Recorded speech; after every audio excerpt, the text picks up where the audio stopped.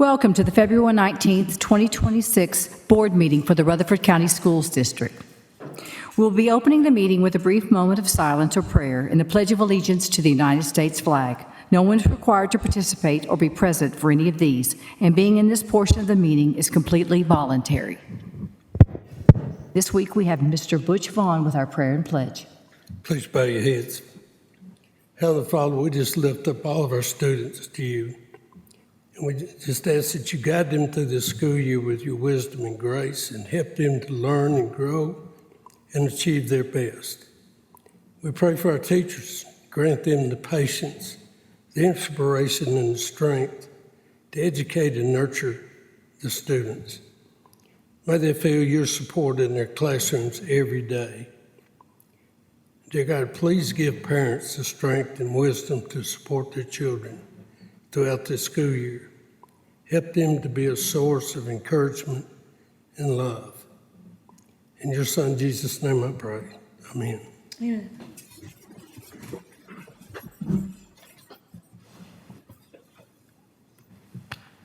I pledge To the flag of the United States of America and to the republic for which it stands, one nation, under God, indivisible, with liberty and justice for all.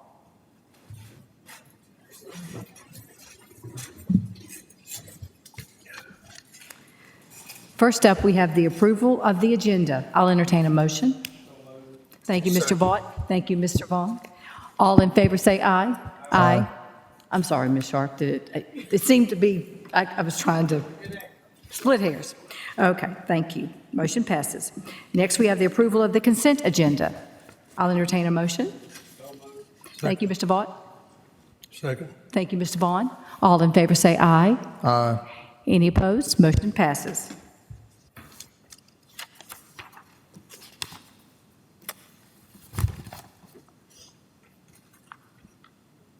Tonight we have Mr. Jeff McCann and Ms. Walters to present the Charter Schools Annual Report.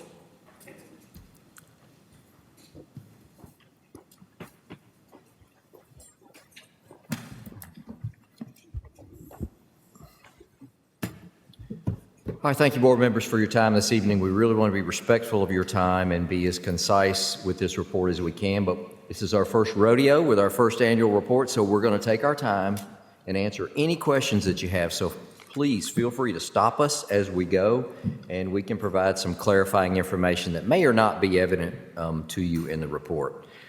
First of all, our goal is to provide some clarity on this report, like I said, and answer your questions. And this is an annual requirement from the State Board of Education. We have to develop an annual report of how our charter schools are doing, submit it to the State Board of Education. They post it on their website. We post it on our website. We share this information with the public, okay?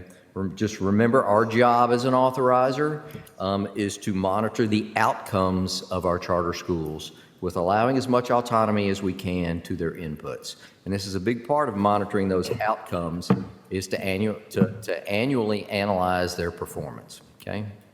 So we're going to talk you through the report here. First of all, the first section is just displaying our mission and vision of Rutherford County Schools, because that is a part of how our charter schools function and operate in our district. Section 2 is just some general information about our charter portfolio. As you see, we do have two operating, you know this, we have two operating charter schools, American Classical Academy and Springs Public Schools, TN Empower Academy.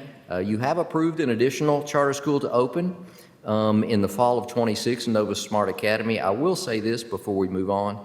We did meet with Dr. Sager, the head of their school and the head of their program this morning, and their board will be meeting on Saturday to make a determination on their ability to open this year or whether they need to request a year delay, similar to what Rocket Ship has already requested from the Charter Commission, and that is within their rights to do. They can request a year's delay, and we believe that it's likely they will do that, but we'll know that by the 1st of next week, okay? And this just kind of displays the demographic information about our charter portfolio. As you see, American Classical Academy, you know all this. And the next one, Springs, you know where they're located, and this just kind of talks about both their schools' mission and vision, okay? Section 3, this is sort of a new to a lot of us. This is a report of the waivers that were approved. Charter schools are allowed to request waivers from either state law, policy, or State Board of Education rules. Now, not all of those laws and policies are eligible to be waived, but many are, and they request that typically as part of the application process, and it's approved as a part of your a charter agreement that's developed with these charter schools. So you'll see a list here. I'm not going to read through these. You can read those as you'd like. But both schools have a pretty long list of waivers of certain policies and rules. But I will kind of share with you that by the way, they are granted for the full 10-year term of their agreement. So these waivers are in place for 10 years. And additional waivers can be requested at any time. If they're requesting what we consider to be a material change to the agreement, they have to go through the amendment process, which, as you know, as communicated to you, American Classical is doing right now. We'll talk about that later. That's not really a part of tonight's report. I will say this, though, that just some common waivers typically asked for, and this is common among all charter schools across the state, not just our district. Some very normal ones that they ask for are to waive the tenure laws for their teachers. And that is typically waived for charter schools. They do not have to grant and don't grant tenure to their teachers. They also typically waive the requirement for their principals to be licensed administrators in Tennessee. One of our current principals he did pursue his license and endorsement, and he is endorsed to be an administrator in Tennessee. The other school is not. And that is very common among all charter schools, to have principals, ironically, who are not licensed, whereas their teachers do have to be licensed. Okay, that is not waivable, teachers. But principals can. They can waive that right. Library personnel, a lot of charters don't hire librarians because they don't have full functioning libraries. Also, the waiver of use of unapproved textbooks. School counselors, most of our charter schools do not employ school counselors. PE personnel is often waived, as it is right now in both of our charter schools, and their staff leave policies. Those are just common ones. That's not a complete list of what our charter schools have waived, but those are very common ones, okay? Okay, so let's go on to the most important part of the report, and that's the portfolio, where we talk about schools' academic performance, and we consider that probably to be the most significant part of their annual charter report and their performance monitoring. So again, please stop and ask questions if you have, or you want some specific details that you may not see on this report. You want to know where we came up with the scores. Feel free to stop us and ask. Ms. Walters is going to talk you through this, but I will say that basically the academic performance framework is made up of 4 sections.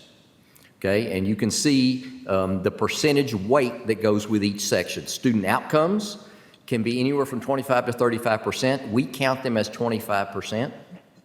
All right, mission-specific goal is only 10% of their performance, and that's a goal developed by the school itself, which we'll talk about. Comparative performance, this is a big one that compares their performance with other Rutherford County schools, and that's what our performance frameworks call for, is a comparison to all other Rutherford County schools. That's 40% of their overall score on academics. And then finally, the overall TVOS composite index can be anywhere from 15 to 25%. We scored it at 25%, just like student outcomes, because we feel like TVOS and growth are very valuable in this district. We place a lot of emphasis on that, so we feel like we should for our charters too, okay? So that's 25%. So, all right, Ms. Walters is going to talk you a little bit through the student outcomes portion, and I'll answer any questions that you have about specifics. Ms. Walters. Okay, we're going to look at the student outcomes first, which represents 25%. And in addition to receiving a state report card rating of an A to an F letter grade from the DOE, each school is evaluated in the following areas, the following 4 areas. Number 1, absolute achievement, which is measured by the percentage of students that are scoring in that meet or exceeds expectations. Number 2, growth, which is measured by the TVOS overall composite index. Number 3, chronic absenteeism, and then number 4, the English language proficiency assessment, also known as ELA. And yes, you're reading that correctly. Growth counts, if you caught that, in 2 different places. It counts as a part of their student outcomes, And it also counts as its own category, number 4, their TVOS composite index. It's that important. So we'll move on and look at the graph that follows the Rutherford County framework for evaluation. So we've looked at their data and given them a ranking. So we're going to look at the absolute achievement first for each school, ACAR and Springs and Power. Those 3 areas are ELA, math, and science. Looking at ACAR and Springs for ELA, as you can see, they scored a 2, both of them, receiving the does not meet standard. The same is for math. Both schools received a 2, which falls under the does not meet. However, in science, both were able to achieve the 3, which is meeting the standard. Moving on to school-wide, the TVOS growth score, both ACAR and Springs received a 1 score, which is falls under the falls far below standard. Moving on to chronic absenteeism, ACAR received a 1, again falling in that falls far below standard. As you look at Springs for chronic absenteeism, what we have up here is different than what you have in your paperwork, because last minute we actually noticed an error. Originally, we had them indicated in the yellow, which would have been a 3 meets, but we realized that they actually fall in the 2, which is does not meet the standard. And that error was made because initially when we looked at their score, we included it as part of schools that serve high school students. And as we've really dug through with a fine-tooth comb yet again today to make sure that data was correct, we realized we'd made a mistake there. That since they only serve elementary, their score was actually a 2, not a 3. Okay? And then moving on to ELPA, they both did a great job of scoring a 4, which exceeds the standards. Definitely a hallmark for both of our schools. They did a great job of exiting students from ELL services based on the results from that ELPA exam and scored a 4. Exceeds the expectations. You have a question, sir? Yes. Yes, and help me with this. How does a school like that that's been in business or open 1 year, how do you rate growth? That's a great question, but you can address that if you want to, Dr. Sullivan. It's based on the students. So any student that tested in Tennessee has a testing history. So your growth is based on the So it student. would go with the student as a new enrollee, and if it was a kindergarten student, it doesn't matter anyway. We're going to test, they're going to test 3rd, 4th, and 5th graders. And so that's why we talk about growth so much, because we can't control who's with us Right, the previous right. year. So it's that, as long as they've tested in Tennessee previously 1 year, then they can get a test score. So they're the students' test scores that follow them throughout their career. Yes. Thank you. Great question. And just to make sure we're clear on this, to understand the absolute achievement in those first 3 columns are based on the total percentage of students that scored at that meets or exceeds percentile. And all of these numbers, these scores, come directly from the performance frameworks, which I sent you a copy of that. It's posted on our website. So you can always refer to that to see, well, how did they come up with a 2? Well, if you look at it, like say, for instance, in ELA, a score of below 29.9% meets or exceeds is a 2. And just for comparison's sake, let's see, Springs and Power scored at 25.9 in ELA. So that's below that 29.9 that it takes to score a 3. That's why they're a 2. Get those scores. Dr. McCann, I know that it's been several years since the creation of the performance framework. Where did that basis come from? Because I remember it's been a minute since that was created. It's my understanding that our performance frameworks were developed as a pattern after the state charter commission's performance frameworks. And this will be a good time to say this, that the performance frameworks have been updated. They were updated last summer. We're not required under any circumstances or any terms to adopt the updated frameworks. I think we should consider that going forth, because they're much more rubric-based, particularly when it comes to the next couple of sections in the report that you'll see. I like the way it's reported a whole lot better. The problem is we'll have to undergo a negotiation process with our charter schools to say, hey, we're moving, because it's part of their original agreement.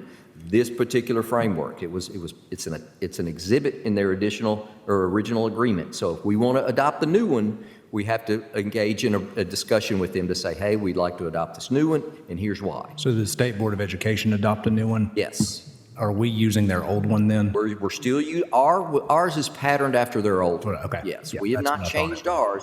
And most of the districts I talked to have not changed yet either, Yeah. but they're trending in that direction in the next couple of years. I was pulling up their annual report and it's just a little bit different of a format, but It is. it looks very similar. So that's why I was curious. Okay. That's correct. And I honestly, I don't know that they're using the new one yet with their. No, it looks like the old one. Yeah.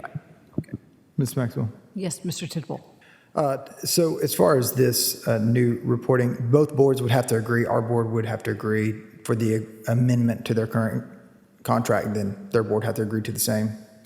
It's my understanding that we would not, since it's coming from us, the agreement is our agreement. We do not have to pursue an official amendment to the agreement, but it's good practice to engage in that discussion with their governing board that we're moving to this new performance framework. Here's why. Let's sit down and look through it and talk through it together so you fully understand where we're going with this. But yes, I asked that specific question yesterday of the State Board of Ed because I had the same question. Do we have to go through the amendment process? And they said, no, because it's our agreement, we do not have to do an official amendment. So, great question. And then taking all of these areas, they each received an overall subscore. ACAR received a 1.9, and Springs and Power received a 2, which we put them both under the does not meet standard. Now, and let me explain that. The overall subscore category, that column, is a compilation of all the previous columns before that. Okay? We added the state report card grade on the end of that column just for your reference so you could include that because it was a part of their growth. And we think it's important that you see that the state report card grade was a D for both schools, even though that's not really part of that overall subscore. And you'll notice that the number for Springs is different. It's 2, not 2.1 as we originally reported, I think. And that's because of the error we made in chronic absenteeism that did drop them 1/10 of a point down to a 2. Okay.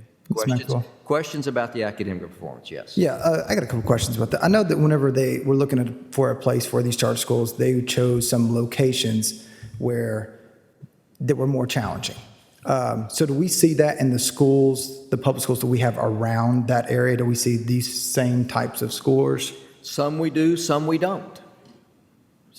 But again, our performance framework, the way it's written, compares their performance to all Rutherford County schools because they pull students from all over the county. They don't just serve students in the areas where they located. But you're right, that's the reason why they picked those areas was to hopefully serve some kids who needed something extra. I see that they're excelling in the ELPA. So what does that population size look like overall? Is it larger in their school than what we would typically see? I think ACAR is at about 31%. They are significantly higher than Springs is, but I do not believe that's higher than most of the schools in that end of the county. If anything, it may be lower than many of them, but that is a significant part of ACAR's population. Not at Springs, but it is at ACAR.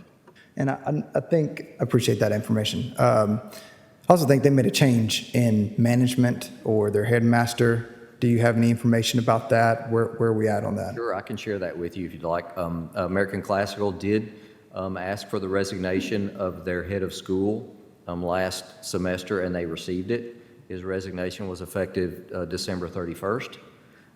And they have an interim in place, Dr. Alan Beck, who is manning the ship right now until they hire a permanent replacement, which they are engaged in interviews with right now. I talked to their board chair, Trish Stickle, today, and they have interviews right now that are going on and have narrowed their candidates down to I think 3 to 5 at this point. So hopefully they'll get some good candidates. But Dr. Beck is kind of running the ship right now.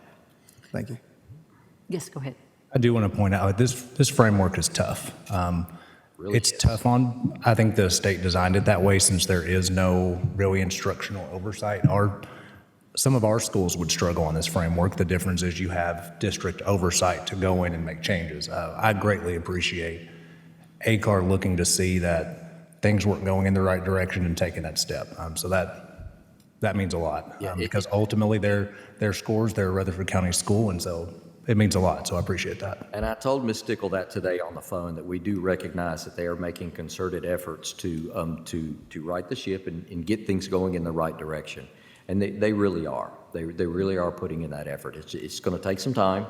But again, yes, it's a tough framework, but remember, charter schools trade that autonomy that they get and how they do things for greater levels of accountability. So they're supposed to be held to a greater level of accountability. So, but you're right, it's a tough framework, and I'm not going to disguise the fact that it's been a challenge for both sides, not just the charter side, but the authorizer side, in learning how things operate. And sure, we've made our mistakes along the way as well. Neither side has been perfect. So, but I know these results are pretty daunting in their first year, but keep in mind it is their first year. Okay? Okay, thank you. So let's talk next about that mission-specific goal that I mentioned earlier. This is only 10% of their overall performance, but a mission-specific goal is a goal that the school gets to choose themselves. They get to decide how they are going to score themselves on this goal, and it is supposed to be related to the actual mission of the school. Okay, so you'll see for American Classical Academy, they ended up scoring themselves a 3 as meets expectations on their designated goal, and the goal that they chose was to use both qualitative and quantitative data on behavior and character development to establish their school-specific baseline for the first year. That's a big part of their mission, is to develop behaviors and develop good citizens and good citizenship behavior among their students and civic virtues. So rightfully so, they picked that as their goal, which was approved actually before I even came on board. So this has been their long-term goal. They measure that. I'm sorry? How did they measure Back up a that? little bit. That's a great question, Mr. Vaughn, because we struggled with that all year long. They really struggled with creating a rubric to measure character. How do you measure character quantitatively? How do you do that? And I'll be honest with you, they did not get a rubric in place. They did not assess twice a year like they were supposed to, just because of that very challenge. They wound up deciding to utilize some qualitative reports from teachers, which again, that's subjective.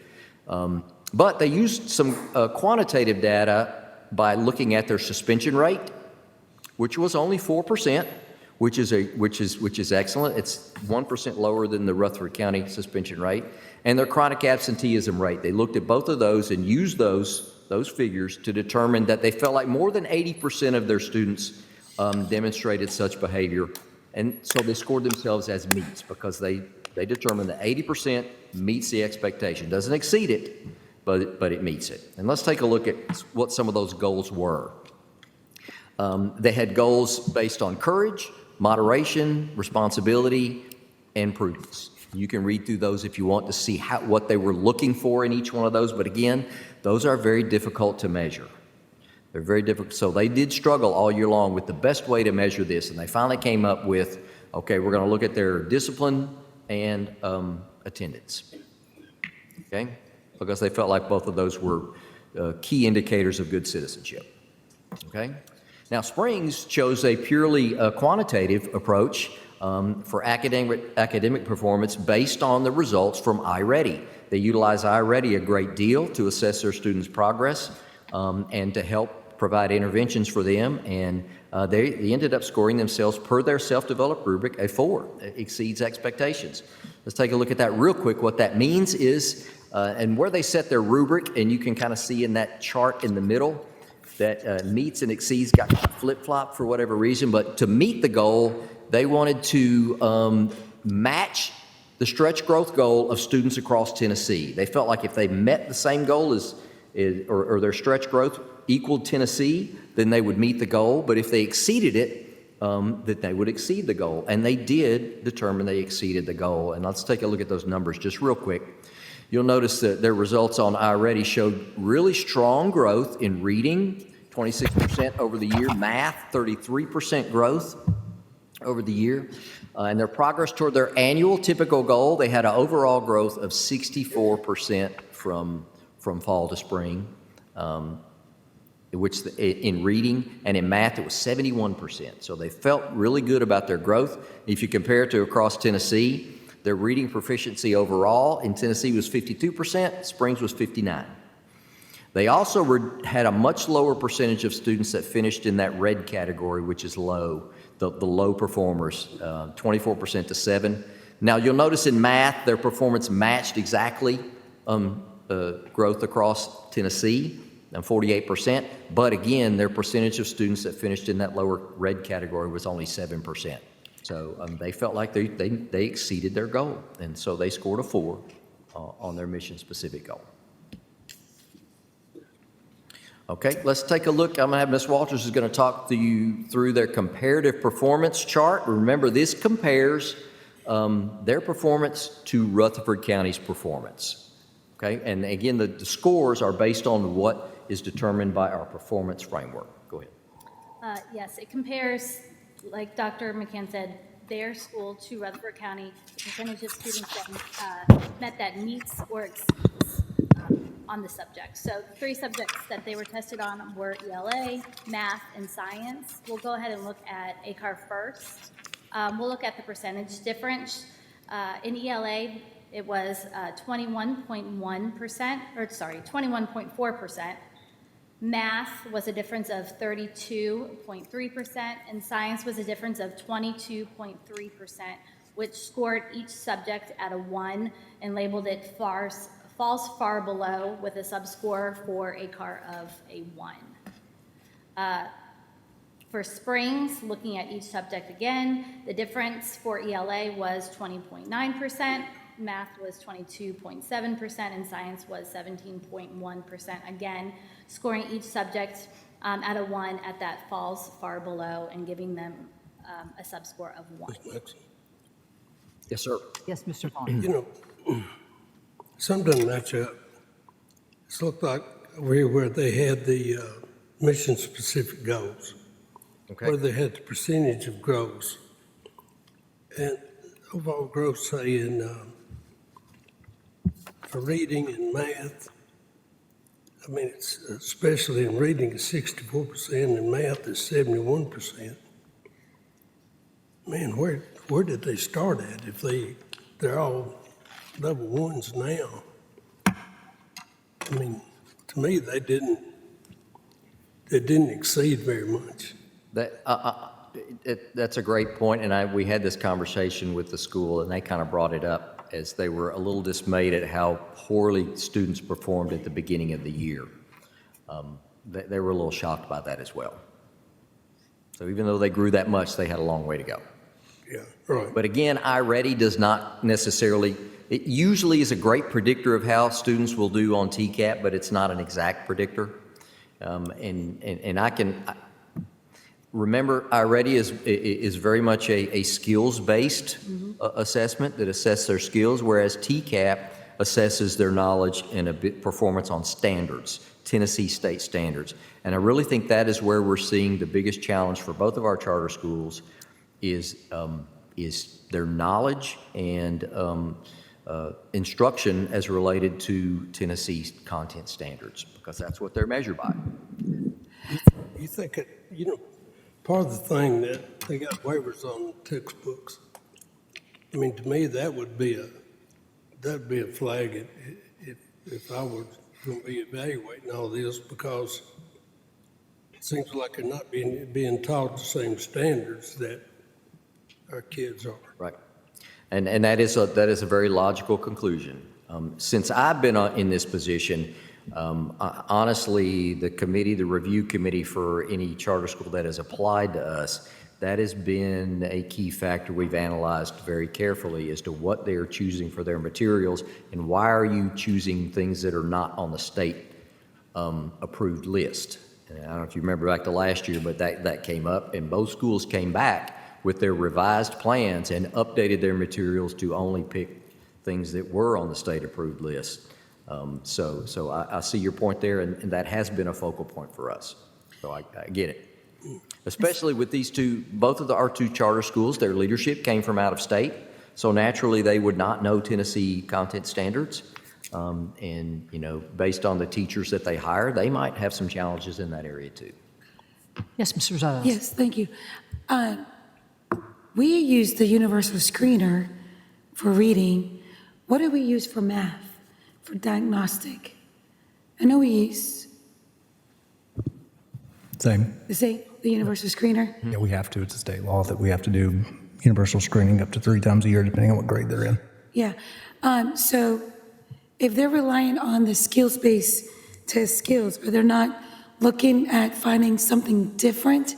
Because I do agree, iReady is not really going to share, it's not going to reveal really where the children are Well, weak in the some thing about sense. I think you're talking about the mission-specific goal, right? And the thing about that mission-specific goal is it cannot be a goal related to any state-required assessment. It has to Okay. be something different.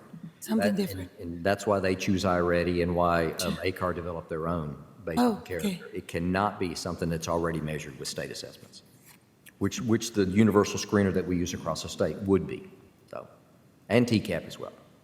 Okay. Does that make sense? So, yes, it does. So I guess because these scores don't really match up to over here. They're not the same.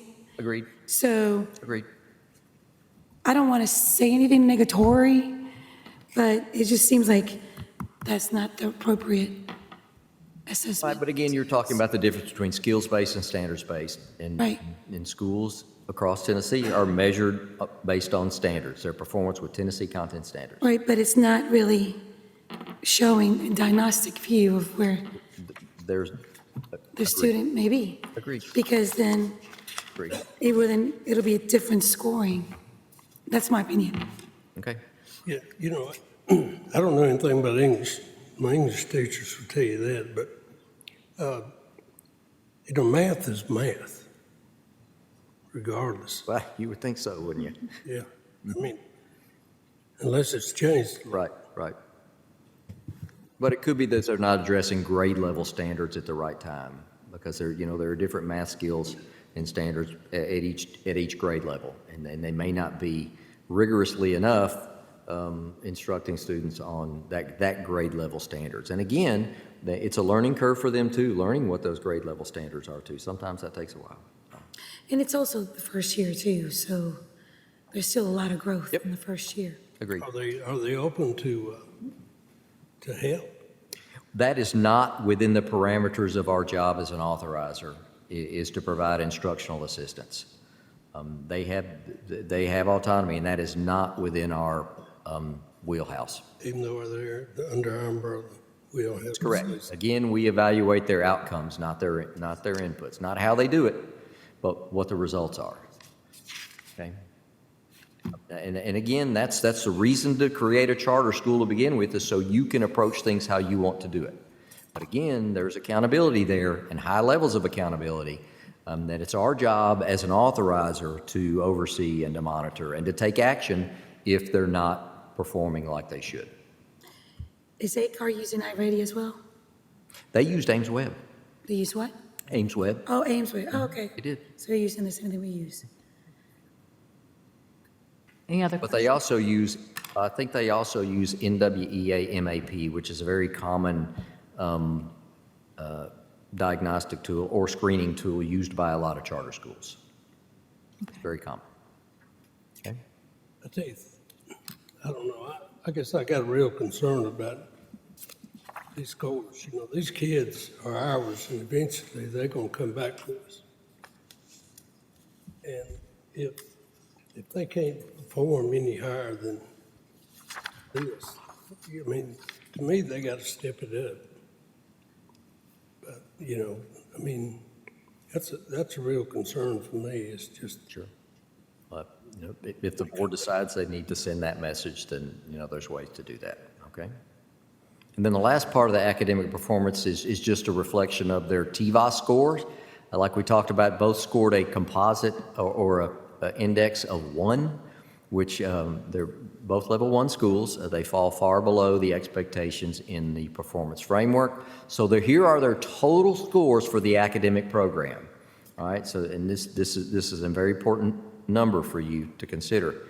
ACAR scored a 1.4. Their rating was a 1.4 once you average all those or add all that up and look at all components of academics. That 1.4 falls far below the expectations. Now, really, it's anything below 2 falls far below. You'll see that Springs scored a 1.9. That was so close. This is an area that can be rounded if need be. So we felt like they deserved a does not meet standard because it was that close. 1.9 is very close to a 2. Now, you can disagree with that and tell me, no, you'd rather stick strictly to the that level 2. They've got to hit a level 2, and certainly we can do that. But we do feel like that was very close. And since it's their first year, maybe they deserved a little bit of grace. Right. Okay? Dr. McCann, can you and I talked to the state or the Charter Commission a little bit about this, and they talked a lot to us about first year really having that kind of norm-setting year, and then by the second year, if things aren't improving, then that's really when things start to impress. So That's true. I think that was part of their guidance to us as well. It was. Yes, it was. I think that's the direction they take with their schools, too. So. Okay, any more questions about academics before we move on to finances and operations? Let me just say, I'm really concerned about these kids falling behind. You know, and I know that if you have a year that you don't do well, it's really hard to catch up.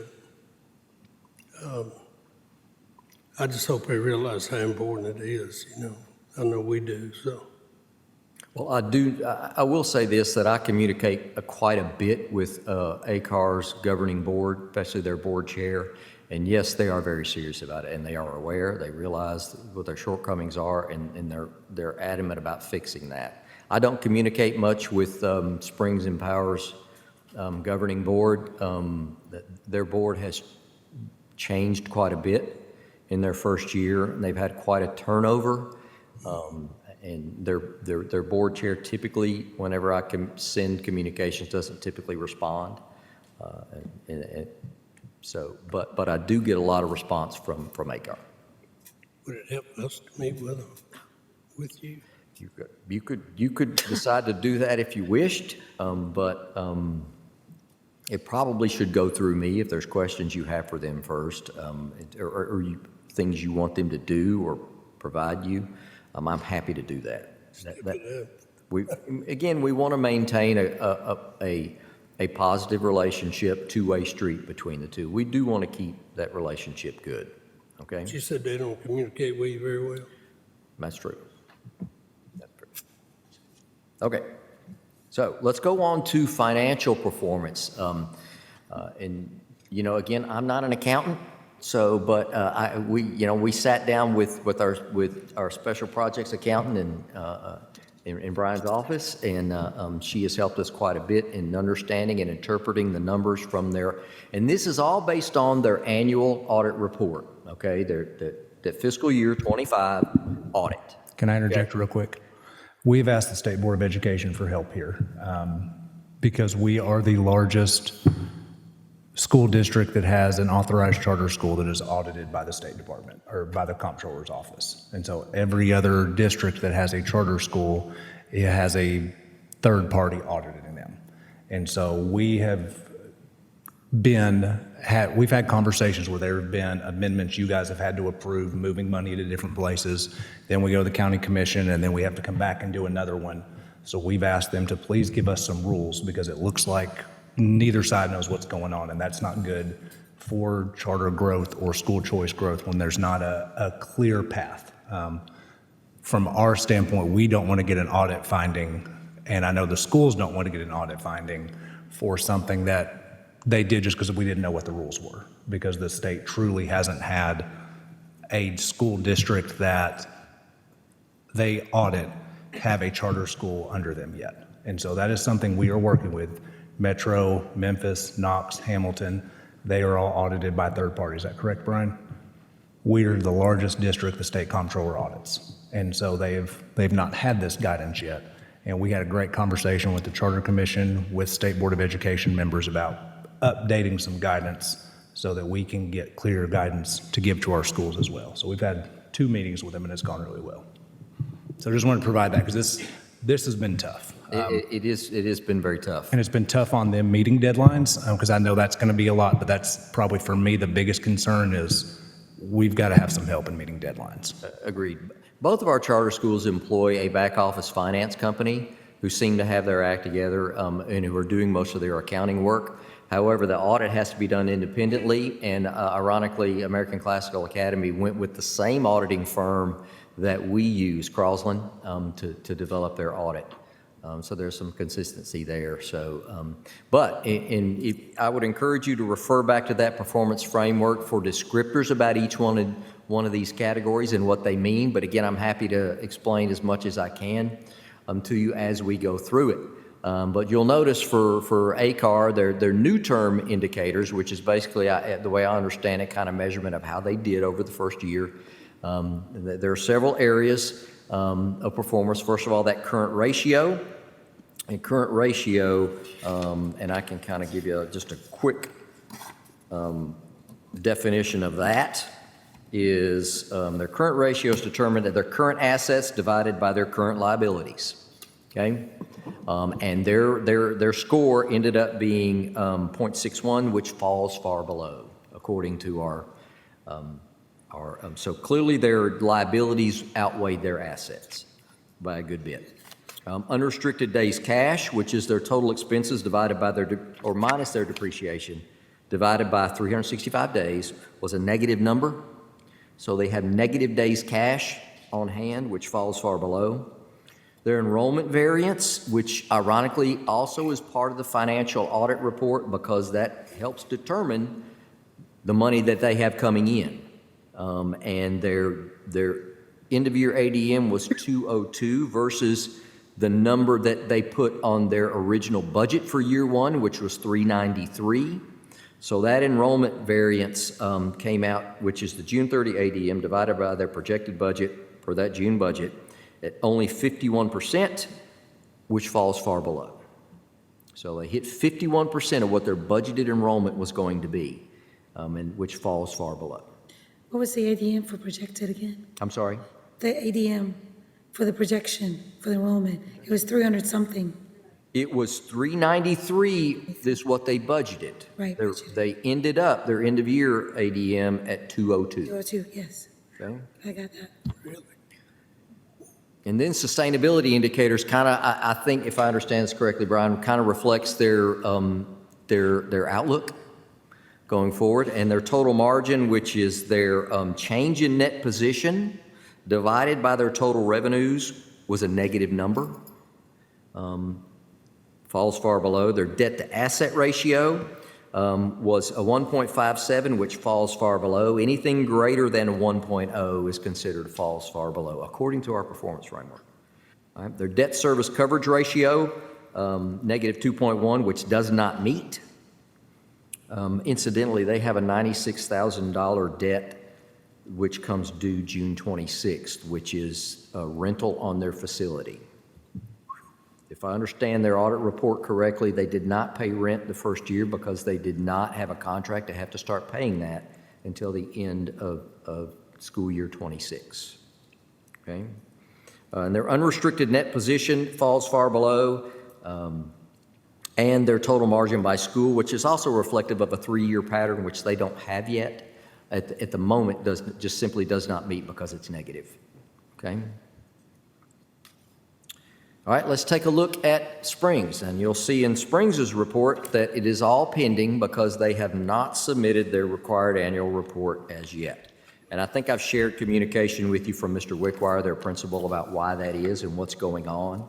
And it appears that they're making progress, but we're not there yet. And I do need to tell you a couple of things. Number one, I think it's important to understand, because they are using public monies, it's important to know that in their first year, both schools finished deeply in the red, deeply. Now, that's not uncommon for a brand new charter school in its first year. Obviously, startup expenses for any school are going to be pretty significant. And if you don't make your projected enrollment, which neither school made their full projected enrollment that they budgeted, then obviously there's going to be some deficits. But that's something to be concerned about going forth. Hopefully we will right that ship. But I also have to let you know that with this is you need to understand what the charter agreement says. Okay, the signed contract with our charter schools reads that the audit shall be furnished to the authorizer, the Commissioner of Education, and the Comptroller of the Treasury as soon as reasonably practical after June 30th of each year, in accordance with the authorizer's reporting calendar. Our reporting calendar asks for that audit by the end of October. And I made that clear to both charter schools. We need it by then because we have to write this annual report, which is due January 1. Well, you can see our report is obviously not complete, and it was due January 1. We had to get an extension from the state because of this. If such audit is not received by the authorizer on or before December 31st, it shall be considered a material breach of this agreement. Okay? Which the charter school shall have 15 business days or such other time as the parties may agree to cure. Now, American Classical Academy met the terms of that 15 additional business days. They got it to us on January 21st, which was that 15th day. At this point, we have not received, still have not received the annual report, audit report from Springs Empower. That's a breach of contract. It is a material breach of the charter agreement. Kind of real quick. It is. Go ahead, Mr. Saul. I'm very concerned about a potential audit finding for both of these next year that would go on our county's audit finding, not just as a school system, but the county as a whole, because it is reported to the comptroller's office. So I think everyone needs to be aware of that with our county commission as well. I know our county finance director is aware, but it's out of our hands. Our schools were all turned in well ahead of time, but these are considered Rutherford County schools, and so they will fall under our audit process. This was kind of what I was referring to in our conversations, and when an authorized school doesn't follow through, what other options do we have? Because we don't oversee their day-to-day operations, so what do we do to get those? And that's kind of where we're stuck, specifically right here. And we'll get to that at the end of the report about what options are for us to address this with the charters. I will say this, that it's not typical for an auditing firm to communicate directly with an authorizer, but the feedback that I've gotten on the reasons why audit reports were not submitted on time or are yet as unsubmitted was due to the auditing firm still awaiting documentation to be provided to them from the charter itself. Specific documents that they had not provided that they have to keep going back and asking for. That's, again, they don't communicate necessarily directly with us, although I have communicated with Crosland.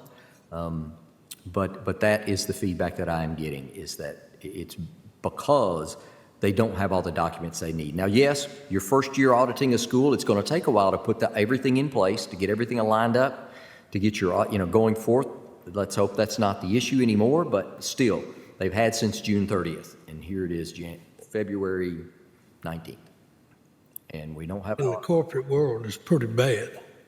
Yes. In the corporate world, you'd be out of business, right, Mr. Vaught? You're in the corporate world.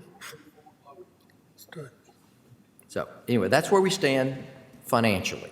Okay, so let's look at the last component of the report, which is organization, where we actually, and again, there is some subjectivity, I think, in this part of the rubric. Again, another reason why we might consider going to the new performance frameworks, because it takes some of that out and base it more on a rubric-based score. But anyway, here's what we have to look at. Ms. Walters is going to kind of talk you through, but again, stop us with questions that you have, and hopefully I can provide you with some specifics if you need them. Yeah, I'll go ahead and pause in between each one so he kind of can explain where we got the scoring. So for ACAR under educational programs, under their charter terms, we scored them with a rating of does not meets. And the reason for that is there were several components of their agreement that they were not meeting. They were not providing meals for their students, as you know, which it says in their agreement they will provide meals from day one. That's got to be breakfast and lunch. law, isn't it? Sorry? In that state law, you got to provide them we'll get to that, yeah. Okay. That will take a longer discussion than we have tonight, I think, because I don't even think the state knows. Anyway, they had no nurse, they had no nursing services, so they were not following their own established policies and procedures for medications for students and how their health needs were being met. They were admittedly provided no ESL services from a licensed certified ESL teacher, even though they had one on staff. They were not providing the mandatory 1 hour of direct ESL services from a direct ESL certified teacher to those that required it. And they freely admitted that. And So then let's go moving on. on to compliance with ed Ms. requirements. Maxwell, Yes, Mr. I'm sorry, Tidwell. just to hit on that point. So they weren't providing the services, yet they have a great exiting, That's right. So whatever they were doing, was working. even though it wasn't per state law mandates that they provide those services from a licensed certified teacher. Yes. Okay. I will say this, even just to give them a little support, they are very adamant about serving their ESL population. It is it's 31% of their population are Hispanic at least, or ELL are 31%. And they are committed to working hard with those kids, okay? But they have to meet the state law and the terms of their agreement. Compliance with ed requirements, they had a rating of does not meet. And again, they freely admitted they did not do RTI, period, which is a state mandated program. They freely admitted we did not do RTI. Enrollment in alignment with agreement, we rated them as falls far below. And again, they were only at about 60% of their projection with that ADM of 202 at the end of the year. Now, they are growing. I will say that. They are growing. That's definitely a positive to look for. But based on what they projected and budgeted, they fell far below. The next two, student retention rate and subgroup, being in their first year of operation, they do not have a rating for. Then students with disability rights, they were rated as meets. Here's a hallmark for this school. They have an excellent coordinator of special education. She's now their assistant principal and has been compliant since day one, pretty much. She's on top of things. English learner rights, rated as falls far below. Again, even though they exit a lot of kids, they're not providing state mandated services. Moving on to the financial management and oversight, financial reporting and compliance reporting, rated as does not meets. Again, that's because they did not get their audit report in by the 31st of December. However, generally accepted accounting principles were rated as meets. Moving on to governance and reporting, governance requirements along with reporting requirements both met that meets, and then accountability of management did not have a rating. And accountability of management refers to a charter management organization, and neither one of our charters operate under a CMO, so that category is not applicable for either one of them, okay? And there were reporting requirements that says they meet. The threshold is to hit an 85% on-time reporting rate for our monthly reporting requirements, and they were at 87. So they met the requirements for reporting. Moving along to students and employees, under student rights, they received a meets. Then under the suspension rate goals, they had a 4% versus RCS 5%, which would give them a rating of meets. Under attendance, they had 23.6% of chronic absences, which gave them a rating of does not meet. That and the fact that they only hit 40% of they have a 40% enrollment variance. They only hit 60% of their projection. Go ahead, I'm sorry.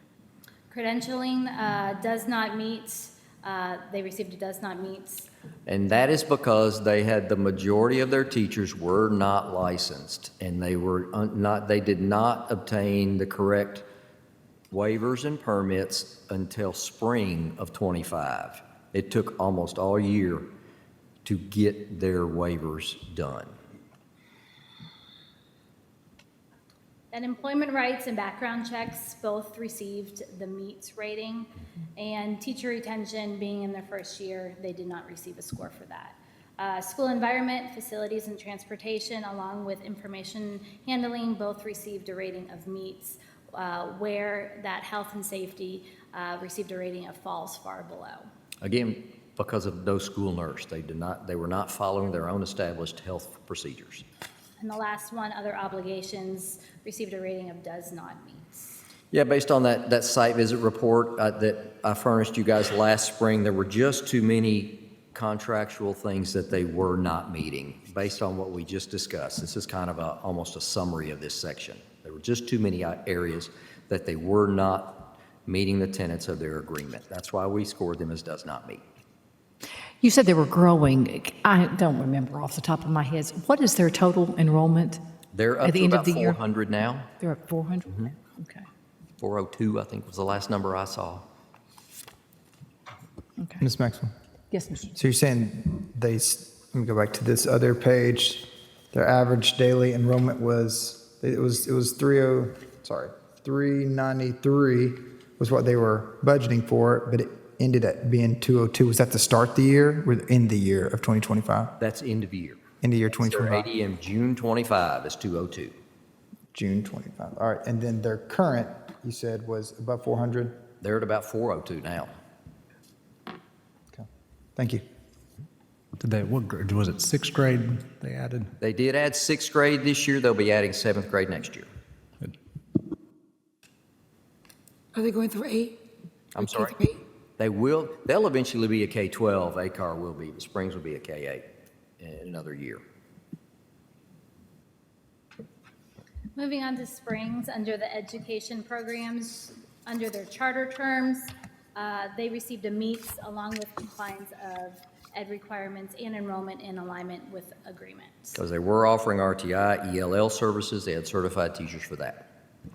Again, for student retention in subgroups being in their first year of operation, they did not receive a score, but under the students with disability rights, they received a rating of does not meet.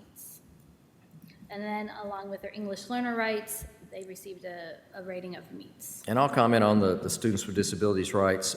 They ended up with both an administrative complaint and a mediation claim filed against them last year because they were not providing a special ed certified teacher to provide the services for students with disabilities.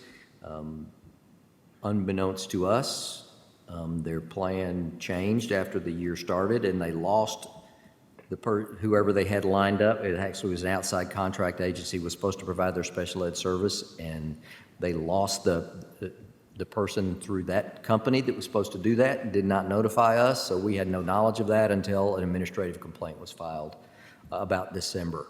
I will say, and we'll talk about this in a second, they fixed it immediately. And that's one of the tenets in your performance frameworks is if an error is or deficiency is noted, that they take immediate action to correct it. And in this case, yes, they did.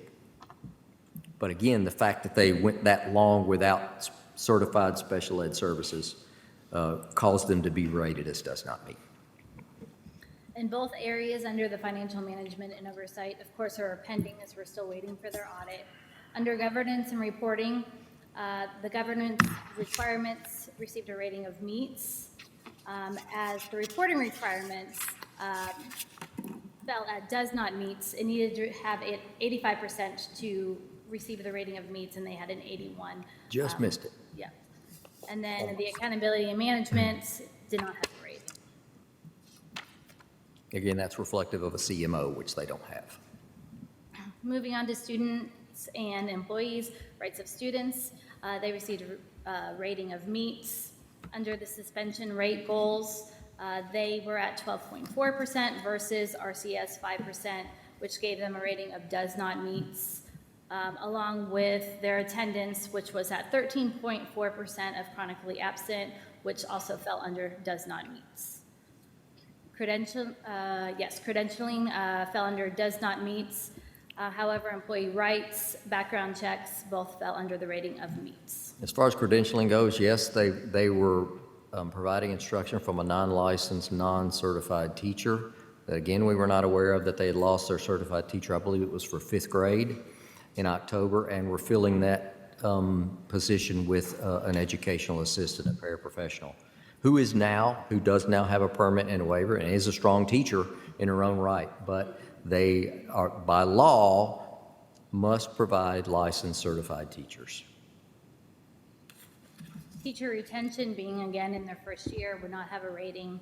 School environment, all 3 areas, facilities of transportation, health and safety, and information handling, all received a rating of meets, along with the last section, other obligations received a rating of meets. And even though it looks like maybe they shouldn't be rated as meets, like I stated earlier, anytime there was a deficiency noted with them that we knew about, they took steps to immediately fix it. So we place a lot of weight in that. Sometimes you don't know what you don't know, and once it's pointed out to you, if you fix it, you get a lot of credit from us for that. Ms. Maxwell? Yes, Mr. Can I Tillman. ask you, I think you maybe touched on this a little bit while I was jotting down some notes. I want to make sure I got clarity on it. But the chronic absenteeism, was that projected numbers versus average daily membership numbers? The state criteria for that is you cannot have more than 10% of your students chronically absent. And they were at 13.4, and that is defined by students who have missed more than 10% of the instructional days in the year. And 13.4% of their students missed more than 18 days. Gotcha. Pretty bad. And then finally, the last section in the annual report is where we reflect on our performance as an authorizer and talk about what our goals are, what we've accomplished during the year. And just some highlights for you, like we said before, that it was a significant year of learning for us in the first year of operation, but we were committed to that and engaged in quite a bit of PD, both with the state, both nationally, with 2 different organizations that provide national support. And in addition, we connected with several of our other colleagues at other districts throughout the state, in the other 4 of the other 5 of us now. We had quite a bit of conversation and sharing of resources and materials and borrowing from each other. So we did learn a lot in that first year. I have learned a tremendous amount. Again, we've still got a lot to learn and still got some improvements to make. Remember, we did not get a formal evaluation by the state until this year. So our goals that we talk about here in this performance section were really kind of based on our own self-assessment that we had to do in December of last year of 24. We did get formally evaluated by the state, and that was kind of finalized in December of 25. I will share those results with you after the State Charter Commission and Board of Education approves those results. It's supposed to happen at their meeting at the end of this month. And I'll be able to provide that data for you. I'll just say that we were scored as, what's the terminology just popped out of my head? Not the highest you could score, but right under it. There's a term for it. But anyway, I will just say, Mediocre. yeah, well, we'll say meets instead of exceeds. If we go on the same terminology as our charters, we met the expectation. And the comments from them were that as a Commendable. first-year Is authorizer, it commendable? thank you, commendable. That's the word I'm looking for. That sounds better than meets, doesn't it? Commendable. Okay. So anyway, but they did comment on the fact that they felt like we were ahead of some of their more experienced authorizing groups throughout the state. So they were very complimentary of our performance as an authorizer. But I'll share that because there is some critical feedback that we'll need to address this year. There's some policies we need to tweak. There's some things we need to add to our own policies and procedures. We need to change a few procedures we have in place to make us even better. Okay. You do a heck of a job, seriously. Well, it's. I'm telling you, people don't realize how thorough you've been with this, and I appreciate that, but What a it is complex been thing. quite a learning curve. Yes, it'd give me a headache. So anyway, just my final comments about this was some goals that we are striving to achieve as an authorizer is number one, to reduce the reporting requirements that we place on our charter schools, because one of the things that we need to do is lessen their administrative burden. And some of the feedback they provided during our observation or our evaluation this year was the fact that they felt like they were treated like every other school in the district. And I know what they meant by that was that they were losing their autonomy to do things the way they wanted to do it because of all the reporting requirements that we placed on them. Now, yes, there are some things we can tweak in those reporting calendars that may be a bit redundant or are not necessarily have-tos that are just nice to knows rather than need to knows, and we're going to strive to do that going forward. There are some things that are non-negotiable, though, that they need to understand that we have to have reported to us on a regular basis. We do need to improve our own monitoring. We've got to continually get better at that, as evidenced by the fact that Springs went so long without a special ed teacher that we didn't know about it, and that ACAR was not providing ELL services correctly or RTI. We need to improve our function in that area and keep improving the relationship between us and them. Because it definitely needs to stay positive and a back and forth, a two-way street, because we are partners in this. We're serving the same kids. Did you say Springs wouldn't communicate with you very well?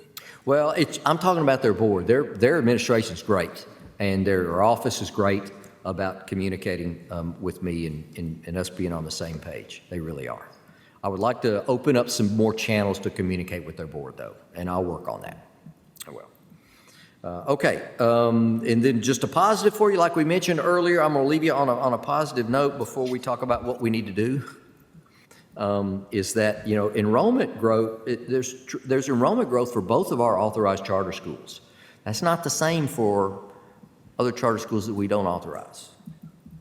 ACAR's enrollment has grown 64%, and Springs has grown 24%. They're outgrowing their facility and need to find a new place, and they're actively pursuing some other locations for them too. So we're happy to report that. What were those numbers again? Can you tell me those numbers again? I'm sorry. 64% up for ACAR and 24% for Springs. And they don't have a whole lot more room in that facility, honestly. They just don't. Okay, so the last thing I need to do, though, is draw your attention back to the performance framework, because we have to discuss what needs to happen now, because the language of the performance framework says specifically, and your policy 1904 lays this out for possible interventions and sanctions for failure to meet the standards set forth in that performance framework. I've highlighted a statement that I think you need to think about. It says achievement of a rating of falls far below in multiple areas or does not meet a standard in a significant number of ratings will result in a notice of deficiency being issued to the school's governing board and a plan of corrective action being developed. The alternative right above that says any school that receives a falls far below rating in any category receives a simple notice of concern detailing that area. And you'll notice that by tallies that I've listed on the chart show that for ACAR in their academic area, they had 6 ratings of falls far below and 2 that does not meet. Their subscores were 2 that falls far below, one does not meet. Their overall academics fell far below. And for Springs, Empower, they had 5 categories that fell far below and 2 that does not meet. That's just in academics. If you look at their financial performance, ACAR had 6 falls far below, 2 does not meet. And for Springs at this moment, we almost have to consider everything as falls far below because we don't have an audit report. And their organizational performance was better. Only 3 falls far below for ACAR and 6 does not meet. 5 does not meet for Springs and no falls far below, and a great number that meet the standard. Great number of them, you'll see. So now what I need you to do is consider what action you want to take as the authorizer and the decision makers for this group. What action do you want to take, if any, based on their annual report? This is what our policy says we have to do. We have to make a decision right now, today? You don't? Oh. You don't? It's something you can consider.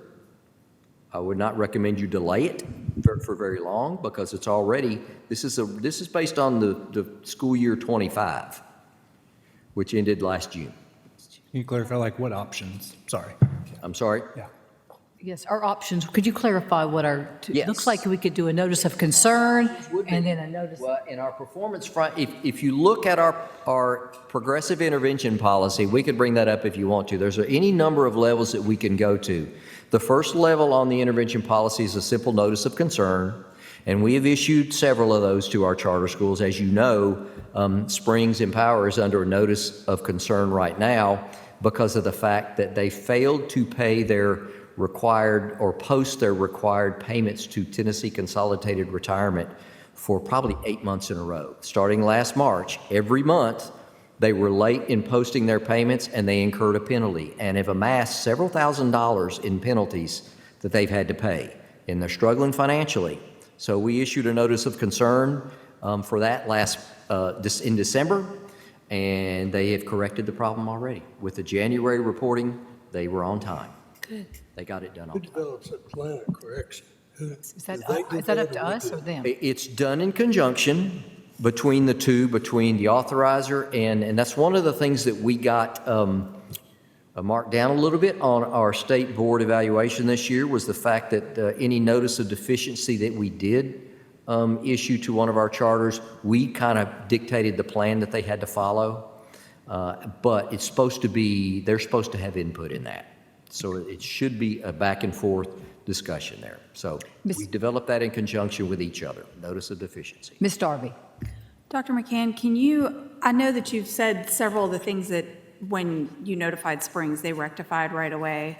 Do we know, just because in thinking about how we're going to issue this, I'm curious, do we know what things have already been corrected? Like, has ACAR put a nurse on staff, things of that nature? Can you give us some feedback on what's already been rectified? Absolutely, we can do that. ACAR has hired employed a licensed and certified ELL teacher.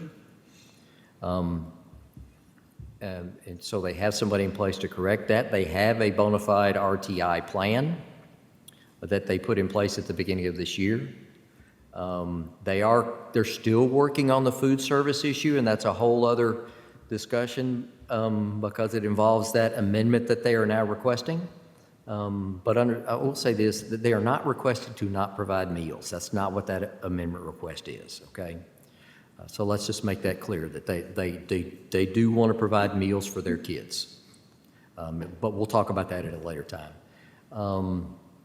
Some of the other issues that they had, I'm trying to think, both of them still have, as you know, safety issues and have been placed under a plan of corrective action from the State Department of Safety. They have to develop a plan of corrective action, but they have some time to get that done. But that's not reflective of the school year 2025 report. That's not a part of my report tonight, but you just need to understand that that is a problem that has not been corrected. They have hired a nurse. She's part-time right now. Shanna is working extensively with her to make sure things are in place, but they've had her in place since pretty much the beginning of the year. So yes, they have taken some steps to correct some of those issues that were identified in our in that end-of-year site visit report you got from me last year. Yes. But they haven't done anything to improve the instruction. That's where the biggest rub is, but they haven't done anything for that. Right. And again, since we're judged with evaluating their outcomes, we won't know until we have assessment results, whether they've made improvements in that area. I can say this, particularly at American Classical, I have noted improvements in instruction in just basic observations. To be quite frank, in their first year, they had a staff of pretty much all brand-new teachers, many of whom who had not only never been taught, but not even been trained. Most of them came from a college that does not have a teacher prep program, so they've worked really hard with them. So I have seen improvements in instruction there. Dr. Sullivan? I think it'd be good if you could maybe just email the board an update on the things that were an issue other than the academics, because the academics, you're right, there's not going to be I'm a happy way to to do that. address Yep. that till. Happy to do that. Yep. For me, my biggest concern, I agree, the academics, the number one for me is the financial thing. We've got to get that audit report. Right, right. Got to. When is that, you said we had to file for an extension to turn ours in because we're lacking theirs? We had to request an extension from the State Board of And Education. when is that due? March the 1st. The updated version is due March the 1st.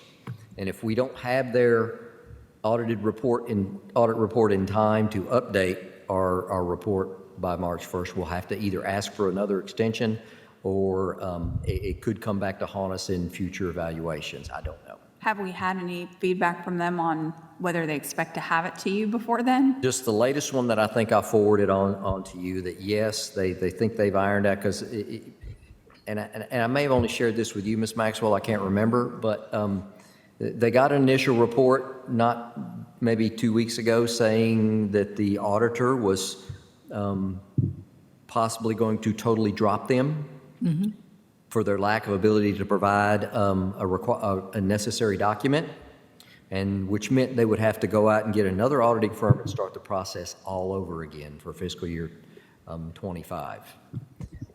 The latest communication from Mr. Wickwire, though, was no, they've got that ironed out. There was just a couple of minor documents that they needed to provide and hoped to have that done. And this was last week, and he had hoped to get the audit finalized by this week. So far, I haven't seen it, but knock on wood. Ms. Max, Yes, Mr. Vaughn. I think, I don't know how we could do that, but we've got some people that work for Rutherford County Schools that know how to run them and know how to run schools. Do you think these folks would be open to these people coming in and try to evaluate what they're doing and try to tell them how to make improvements? Because we got some folks that know how to do it. If you're talking instructionally, the answer to that is no. They want it, both schools want to be able to take their own approach to instruction. I mean, that's the nature of a charter school. That's a reason why you start and open a charter school, is so you can take your own and not be under the mandates of the local district. But look what that's got them. Score one. Right. You know. If they were to ask for such, maybe we could consider that, but so far that has not been. They both groups feel confident in their approach, that they will see improved results. And these results are an anomaly because of it being their first year and just getting their feet wet. You know, some of these things they're not doing is violating state law. What's the consequences for that? Are we going to be held accountable to Rutherford County Schools because they just don't do it? Just to give you, for instance, on those, the administrative complaint that was filed and the request for mediation, which we have another one in the works right now. It says on there, Rutherford County Schools. It does not say Springs Empower Charter School. It says Rutherford County Schools. It has my name as director. Yep, that's my frustration. Yep. Really? Yeah, the only thing I wanted, because I had, I think the point I wanted to make, we have through March 1st for State Board of Education to turn in. We've already passed there is no extension that I know of. Brian, the comptroller, we've missed that. That was October 1st, and that's going to be, unless by the grace of God in the comptroller's office, they just decide not to give us a finding, and we can, sometimes you can have a communication with them and they decide not to give you one. Sometimes they can have that conversation. That would be our only way not to. So, but they need it for the state board report. They were instructed to notify the state comptroller if they needed an extension, and it's my understanding from Mr. Wickwire that they did. Good. And they were granted an extension. Good. Wonderful, okay. Any other comments or questions? Ms. Maxwell, Yes, Mr. Tidwell. I appreciate all this information. I think it's, A lot, I know, very I'm good. Yeah, it is a lot, but I appreciate it. I think that it's easy to see disappointment in what we're seeing. I don't think we're happy with the performance, and I don't think the charter schools are happy with their performance. But also, I think it's important to acknowledge the startups of your first year, the challenges that go along with that. are we seeing progress? I think it's probably going to be the greatest term. And as you've listed here, a lot of the things that they got in trouble for in 2025, they fixed a lot of those. So we are seeing movement in the right direction. It's just whether that trajectory continues. And then you take into account the schools that are not in charter around that area that are having some of the same performances. It's a challenging mark, but I am most interested in seeing where we are at currently, which you said you can update us on that before we make any decisions. Sure. And then, continuing to push those expectations. Hopefully that's happening intrinsically at the charter schools and they are making those adjustments. But if not, then we'll have to see what our decisions are from there. But I just think it's important to acknowledge some of the challenges starting off. As even, I think you mentioned State Board of Education, or someone said that it's that second year, or maybe Dr. Sullivan mentioned that, it's that second year where if you're seeing a lot of the repeats of the first, that's time to get suspicious or concerned. Yep. Agreed. And I will say that obviously where we are seeing improvement markedly already is in the organizational performance. Financial, no. They're still struggling financially. That's a concern. Academically, we don't know yet until we get some academic results. So that will be a while before we know. But from the areas that we can comment on, yes, organizational performance is improving.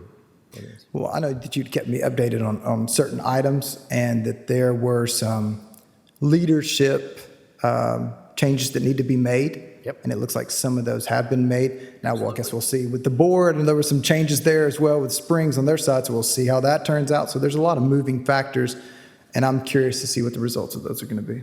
As am I. Do we have any recommendations? Do you want to decide this in a couple of weeks? Is there a deadline you have for us? You're the decision makers. The deadline is yours. What action you want to take? I mean, I can make recommendations, but really you're the decision makers there. So, Can you tell us how much of this information do these charter schools currently have? every bit of it. And when did they receive it? Great. I'm glad you asked that because I forgot to mention that. Part of our process is, and this is part of our policies, is we're required to, I meet with them in the summer of every year, and I met with them in August of last year to provide them the preliminary results for their performance frameworks. Now, granted, a lot of those numbers weren't in yet. We didn't have finances. We didn't have state report card numbers. We didn't have state data, but we did have our own generated data where we could determine their academic performance as related to other Rutherford County schools and growth numbers. We did have those numbers, and yes, I sat down with both of the schools and went through that report in detailed manner. So they first get that from me in August, and then they get a copy of the annual report when it is completed at the end of the year. And they all have this in place. I guess it bothers me when you don't know what you don't know. To me, that's a huge problem, And we keep saying well, first year, we're going to make an excuse for them. But the thing about it is, we've had first year schools that start up that are level 5s. A lot of this stuff should have been worked out from the get-go. And they got some problems, folks. I'm telling you, they got some serious problems. And the bad thing about it, it's got Rutherford County Schools and Dr. Jimmy Sullivan up there. And, I don't know. I think that,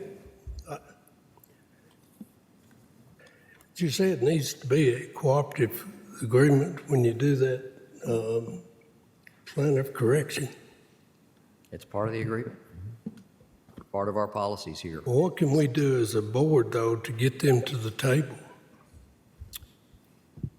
I would be willing to say that both of our schools, if you wanted them to come to a meeting and answer your questions, would be more than willing to do so. I don't know what they're doing about it. Mr. Wickwire is usually here at most of our board meetings. I didn't see him tonight, but I did invite them tonight and let them know that I would be presenting this. I let both our charters know that I'd be presenting this at our meeting tonight.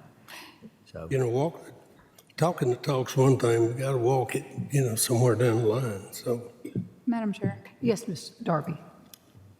would it be a good recommendation to maybe invite them to come talk and answer questions at our next board meeting, and then for us to make a recommendation as a board at the meeting after that, I guess our final meeting in March?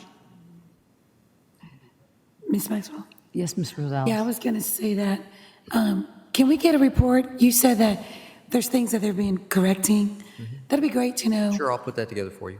I have been in conversations with, I've been in conversations with both charter schools, a little bit more with one. And one of them, I know they really are striving to make changes. And so I would love for them to come and speak. In fact, I was going to bring up if there's a possibility where we can have a work session or something like that, where they can come and speak and give like an annual assessment of where they are, what improvement, things of that nature. And I will say that both of our schools are very open to visits. They're very open to people coming by and visiting to see what they're all about, to see what they're doing. And yeah, exactly, yes. And I think that'd be great for them to invite the whole board, for us to come visit their school as well. Sure. I think that'd be a good thing to do. For them as well. Okay. But if you'd like, I can ask them to come to a board meeting. Yes, that would be great. Give me a date that you want that to happen. March We 3rd, need I to- guess. March 3rd. Isn't that our next work session? Yeah, doing a work session. We don't need to have both of them. Yes. We don't need to have both of them at the same time. I think it'd be better to have them one meeting, another one, another one. Well, we have to make a decision, so it'd be best to have both, because we have to make a decision Yeah. swiftly, I think. That's what I'm hearing from you. Well, I We mean, can it's best delay not, it, it's but best not to delay, I would say, but, you know, the sooner you take action, the sooner effective plans can be put in place. I got an idea.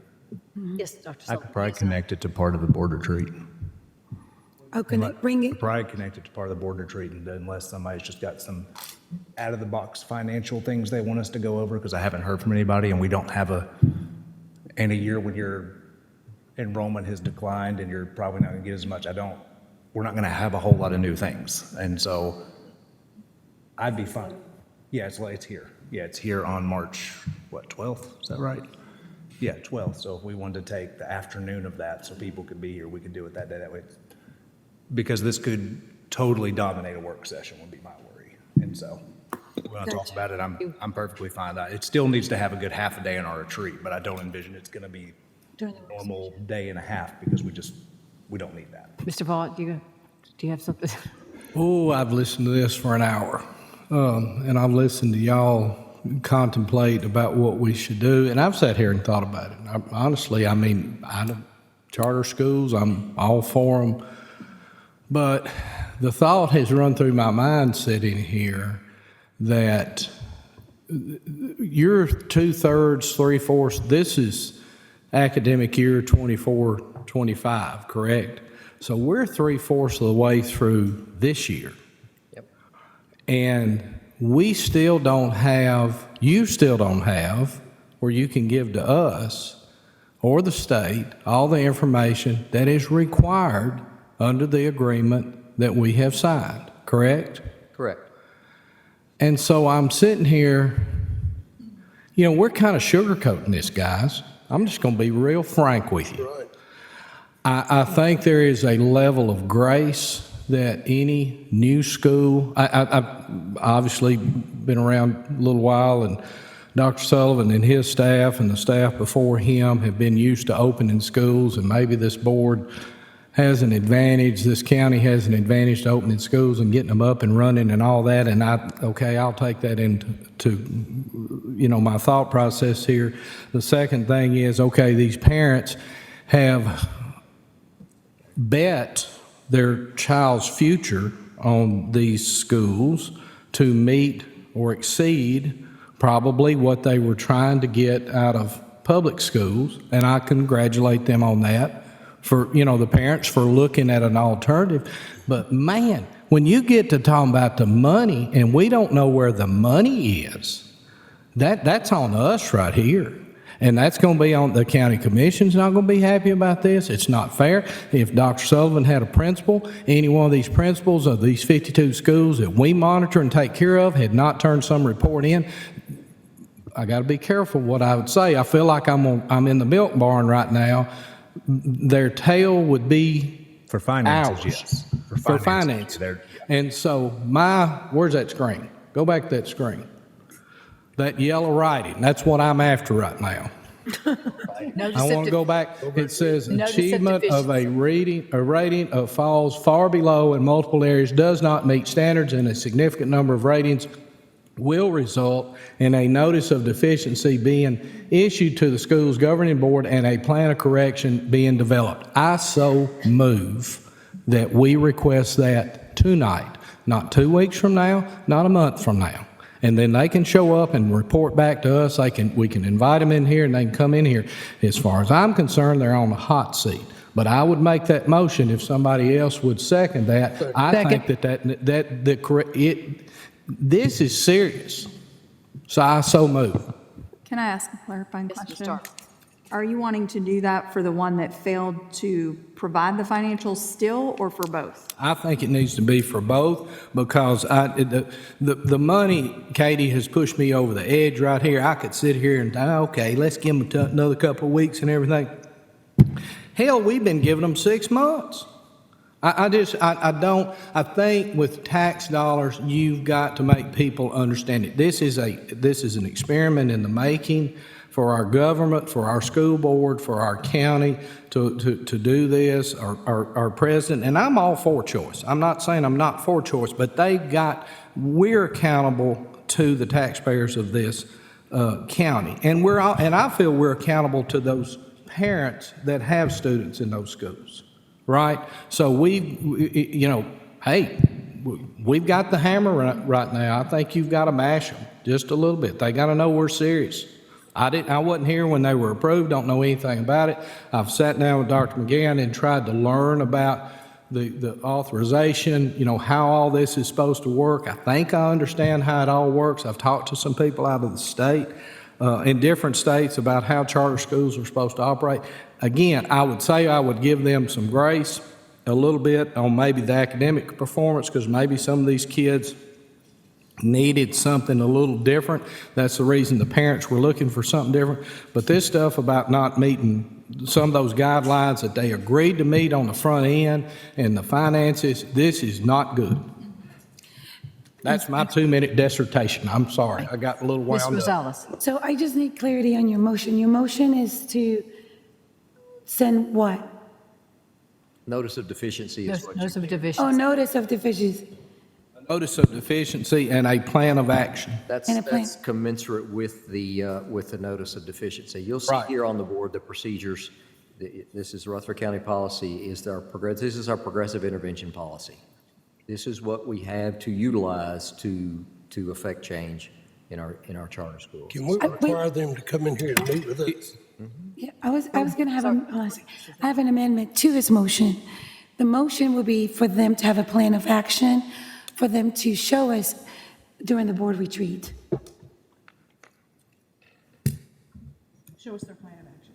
Show us the plan of action at the board retreat. Yes, a plan of action at the board retreat. So in March 12th.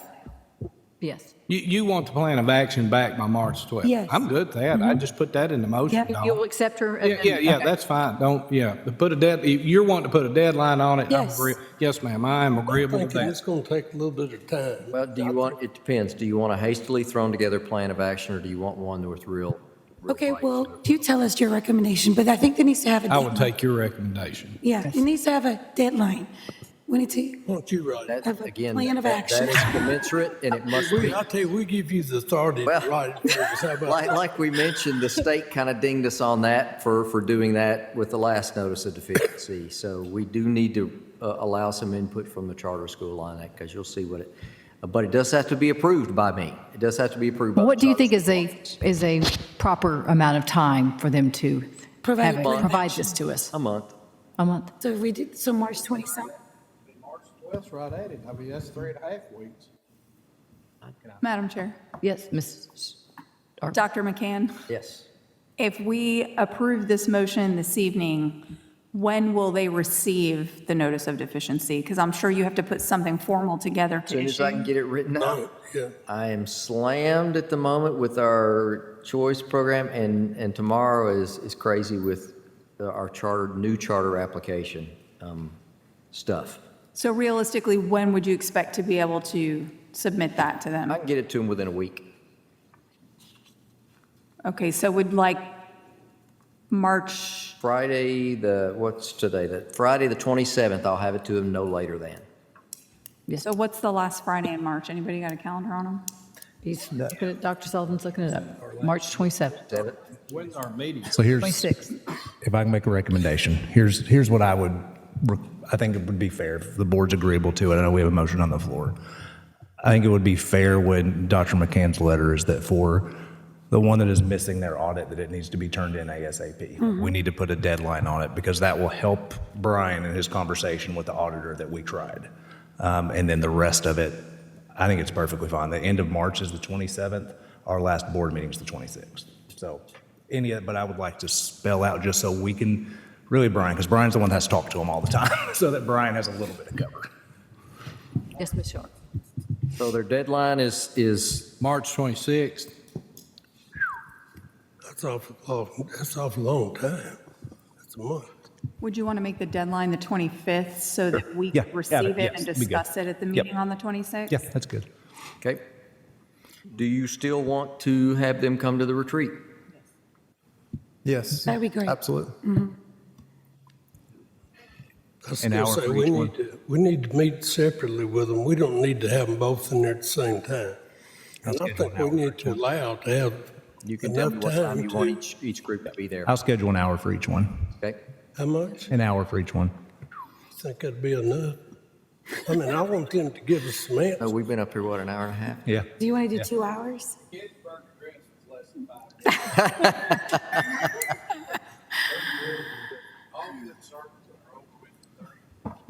Yeah, but that didn't get in our pocket. This is getting in our pocket. Yeah, I mean, 2 hours. Mr. Maxwell? We have a Yes, motion and an amendment. yes, we do. 2 hours. So just to be clear, it's for both, and you mentioned taxpayers, but one charter is compliant and in compliance, and they filled out their forms. The other one is not. They weren't compliant by the deadline. They were compliant by the extension 15 days. 3 months after the 15 days, with the additional 15 days. It was due October 1st. Yeah.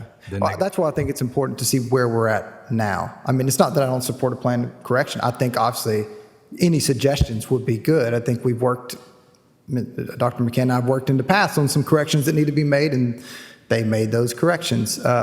So I think that part's good. But I just want to make sure the record's clear.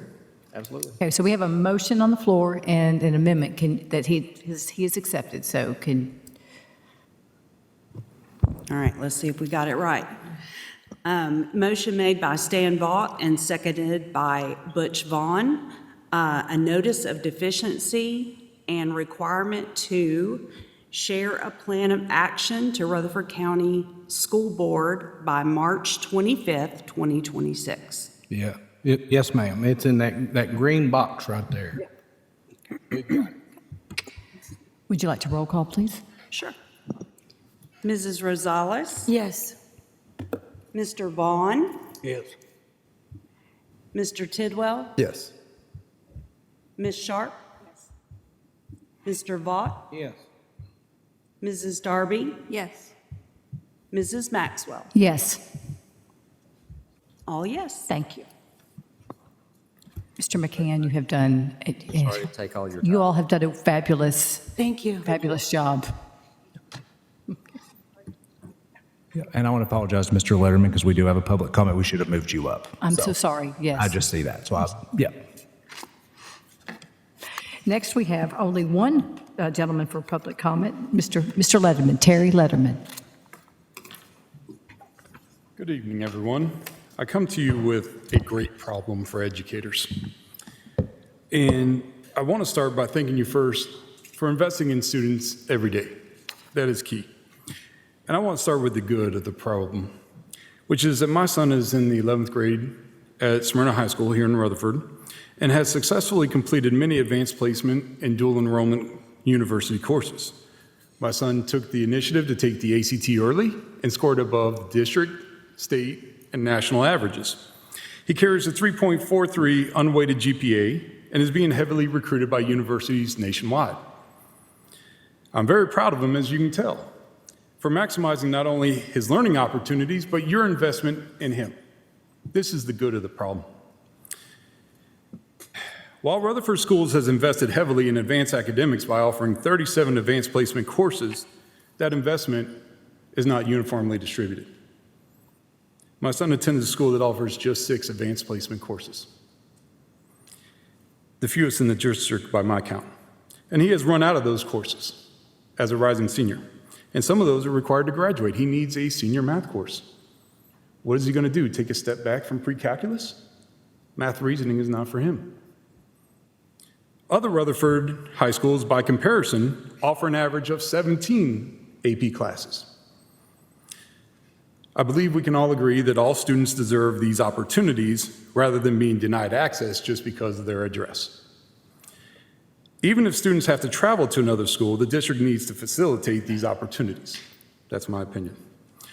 For me, it would be a waste of my son's time to spend his entire senior year in a school that does not meet his academic needs. We have asked district leadership at multiple levels for a transfer to a school that offers the courses needed, fully understanding that we would be responsible for his transportation. While the district leadership does not dispute those needs, we have repeatedly been told that the only transfer route is the school choice. And I support school choice, 100%. As a career educator, I know that we cannot offer every course at every school. Simply not possible.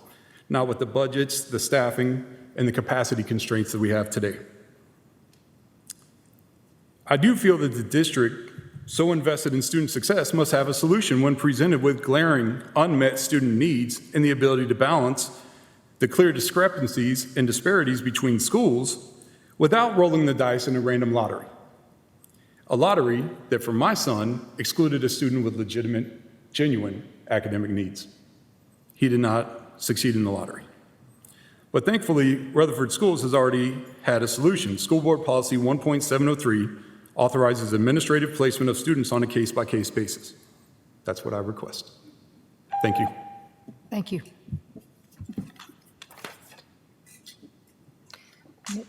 Next, we go to instruction. All right, next we have instruction. And so just kind of connected to that, because I would do it during director's update, but just so Mr. Letterman, if he wants to stay, of course, more than welcome to. The way that we handle administrative placements, we go through all of our lottery processes to make sure that we're fair to everybody. And then we'll take each additional request case by case. Now, they're very rare that we approve them, but we do wait till all the lottery processes. You all know that we have to publish them for so many days for the lottery. Once those seats are not accepted, which is where we are right now, we published results and are publishing results. We have to see which seats are accepted. Once we get into the next process to see if there are seats available at this school, we would have an additional lottery. Then that is when I look at all schools to see what are the requests at each school, because you can imagine at a district this size, we have lots of requests. And so that is one side of it. The second side of it is the course selection. So I think Dr. Chastain, you're right in the middle of scheduling me. You're right in the middle of scheduling meetings with high schools right now, correct? So that's where we are. So there are two sides, but this is something that we will absolutely review. Thank you. Yep. All right, so instruction, tab 2. Updated job description for student information data analyst. This title was updated 2 years ago with the combination of both the administrative assistant EIS and the administrative assistant attendance. Additional responsibilities have been added to this position without a change in pay scale. Questions or comments? I'll entertain a motion. Move to approve. Thank you, Mr. Vaughn, and thank you, Mr. Vaughn. All in favor say aye. Aye. Motion passes. Next, financial matters. Financial matters, this is Fund 141 budget amendment. This budget amendment cleans up expenditure lines at mid-year. This amended revenue reflects state grant allocations not included in the original budget. The amended expenditure reflects the increase in cost of instructional support, supplies and materials, maintenance, contracted services, equipment, and state mandated teacher instructional supplies and material allocations. This amendment has a net increase in both current year's revenue and expenditures of $880,000 without use of fund balance. Any comments or questions? Move to approve. Second. Thank you, Mr. Vaughn. Thank you, Mr. Vaught. Question. Yes. We will probably have another one of these again at the end of the Absolutely. year. Yes, you'll I got have a comment from a constituent that thought this was an incompetent move. And I said, I don't believe so, because these are periodic things that comes to Dr. Sullivan and Brian's attention, and that has to do with cash flow coming from the state. It's not on us. It's not on the county finance department. This is state cash flow money, Yeah, and correct? us, within accounts is different expenditures, and this is just, the county does not do one mid-year. That's just an accounting philosophy. Mr. Smith has one, Mr. Runyon has one. Yeah, Brian, you want to go into why you like to do it mid-year? I like to do it because whenever I get to year end or closer to year end, the more accurate numbers of what I'm going to need to clean up at year end. So just for comparison, last year we did a total of maybe, I think it was close to a little over $2 million in cleanup using revenue. If you compare that to the county did $30 million worth of cleanup last year. Right. So that goes to show you that, I don't like to try to do 30 million at one time, because if I brought that in front of y'all would probably, We'd look at you'd be you like questioning you- me all night. Yes, We would be here all night. So that's the reason why I do one mid-year, just so I don't have to use huge numbers all at one time at year end. That's what I thought, and that's what I explained, but I wanted to No, thank you. on the record. And it does, we talked about it with our county finance director, it's just a difference. He didn't have a preference. The negative for us is it does bring an extra round of questioning, because we could do it just one time. Quite frankly, it would be easier for Mr. Runyon and I to do it one time, but this does add more transparency, and we've been trying for years to build more trust, to only have this $880,000 one. But I like to budget personally. I like to constantly budget, so I like to see the most accurate accounts I can. Thank you for that explanation. Yep. Good motion. Yes, we have a motion, we have a second. All in favor say aye. Aye. Any opposed? Motion passes. Next, we have engineering and construction. Smyrna Elementary greenhouse request. Principal Vanessa Ritter is requesting to partner with Taylor Farms to install a 12-foot by 20-foot greenhouse and develop garden spaces for use by all students from Taylor Farms. This project's requested not to exceed $25,000 and is at no cost to the board. Engineering Construction has reviewed the request and has no objections. Move to approve. Thank you, Mr. Bond. Thank you, Ms. Sharp. All in favor say aye. Aye. Any opposed? Motion passes. Next, you have Riverdale High track naming request. Principal Tamara Blair is requesting to name the track in honor of Coach Ricky Field. Coach Field has been at Riverdale since 1990 and has coached men's basketball, football, and track and field. Engineering Construction has reviewed the request and has no objection. The principal was unable to be here tonight, and she was very sick about that. But I want to tell you, there's not a finer individual in this county that works with our athletes and our students than Coach Ricky Field, and this is way overdue. There's no one deserves it more than he does. Move to approve. First-class person, so I move to approve. No, thank you. Mr. Tittle already caught you there, but I'll let you second it. Thank you. All in favor say aye. Aye. Any opposed? Of course, there are none. Thank you. Next, we have Laverne. And last, we have Laverne High School softball scoreboard request. This project will be funded through softball funds and is expected not to exceed $20,000. Engineering Construction has reviewed the request and has no objection. Ms. Oswald? Yes, Ms. Rosales. Yes, second. So I was sent a message that from one of the educators at Laverne High School, and they want me to share that in Laverne, this scoreboard has been there for over 40 years, and being a Title I school, this is a very much needed improvement. So they wanted me to share that information. So I second Mr. Butch's motion. Yeah, Mr. Vaughn, and then Ms. Rosales. Oh, Okay. Mr. Vaughn, sorry. That's okay. All in favor say aye. Aye. Any opposed? It passes. Next, we have financial. So I'll combine financial and directors. So we, of course, I mentioned Tuesday during financial update, our department's budgets are due on Friday, so next week is when Brian and I really start working on our budget presentations. We had our data pull from State Department of Education into their system on the 17th, so we should get our first TISA estimate sometime before our retreat. Every year it is usually right before the retreat, so the sooner we get that, the better. So that'll kind of guide us on where we are. We've talked about a 2 to 2.5% COLA increase. If you look in the governor's budget, you also can get an idea. It gives a range of your health insurance, of the maximum of what the health insurance rate could be, and that maximum health insurance looks like it can be 12.3% increase.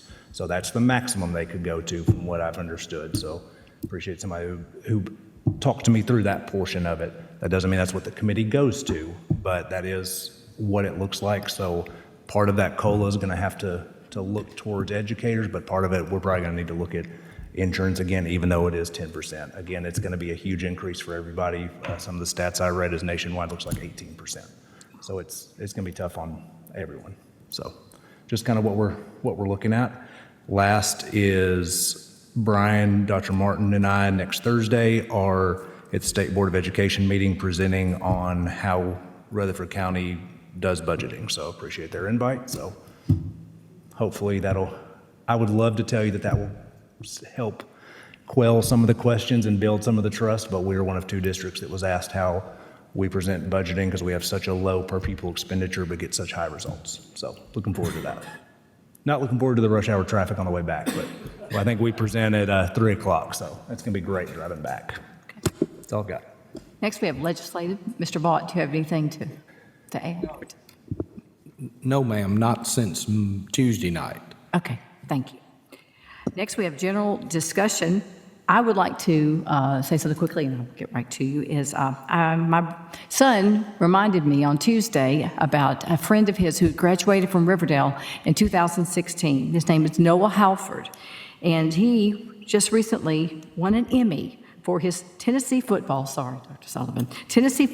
dark mode video. And if you follow the Vols, you know he's part of their staff, of media staff up at University of Tennessee. They put out the best videos, but the best of the best, he won an Emmy. So I just, way to go, Noah. Go Vols. Anybody else? Yes, Yes. go ahead. I was going to say that the junior achievement meeting to go visit this town was canceled. So, because I already had been there. So I would like to try to revisit that again and see when some dates are better conducive for everyone so that the board can come, including Dr. Sullivan, and maybe we can have the transportation provided, or we can meet here and then go together down to Nashville. So, I've requested for them to bring us some dates, send some dates over, that we can see what's best for each one of you guys' schedule. So just be on the lookout for that. Okay. Anybody else? Did you have something you wanted to say? Yes. Okay, and then you. Yeah. Okay. I would like to ask the board to grant an exception to Mr. Letterman. His son is very gifted, as he's well explained that. I know we've got the lottery and things like that to go by, but this board knows that we've had people that have come through the board before and wanted to go to a certain school, that they've won the lottery because their boyfriend was at that school. Not necessarily career path and everything, but this is a hardship on this young man, and not being able to follow his career path and get the required courses for his college. So I'd like to make a motion to make an exception for Mr. Letterman's son. Where's he wanting to go? Siegel, and they're not at capacity. And he's going to provide his own transportation. Yes, Dr. Sullivan. Of course, we want what's best for the kid, and I'll respect whatever the board does. My only concern is when we start opening that door, we are now bypassing the kids who did not get the lottery. So we are going to have that issue. The second part is then our board meetings are going to turn into just hardships. We're going to have to figure out which hardship's a real hardship and not a hardship. And so we have an administrative placement for a reason. I respect wherever the board wants to do, but we do have that for a reason. I would respectfully ask that it be allowed to play out. Ms. Maxwell? Just a second. Dr. Sullivan? So Siegel made a request to do the IBP program. They're doing Cambridge, correct? Cambridge. Keaton, and doesn't Keaton, isn't that program a little different? It's not necessarily, you can apply for it and not be a part of the choice seats? It's not, We haven't started not it up and yet. running yet. When is that going to start? We're starting small next year with 3 to 4 classes. And to piggyback off what Dr. Sullivan said, if at all possible, this is the first I've heard about this situation, but I'd be happy to look at kind of his transcript, the courses that are available, kind of how we've gotten here with this student in particular, to see if we have some options, whether it be off campus or otherwise. So if that's amenable, certainly we'll. Usually we can work with parents to take care of most situations. I'm just I want to make sure I follow every portion of the policy. Our 30 days just ended, or the lottery was just drawn. I don't know if Siegel has sent, yes, I guess Siegel has sent out theirs. Once we know, I believe we had 29 on the wait list, is that correct? Siegel, does that sound right? 29 or 30 on the wait list at Siegel, and so I want to make sure I'm fair to those before I would feel comfortable, of course, whatever the board decides, before I'd feel comfortable jumping one, because then it's what do those students feel like they have a hardship for? Ms. Maxwell? Yes, Ms. Rizal. So I do sympathize with your son, the situation, because I will be doing the same thing. But given that our administration has not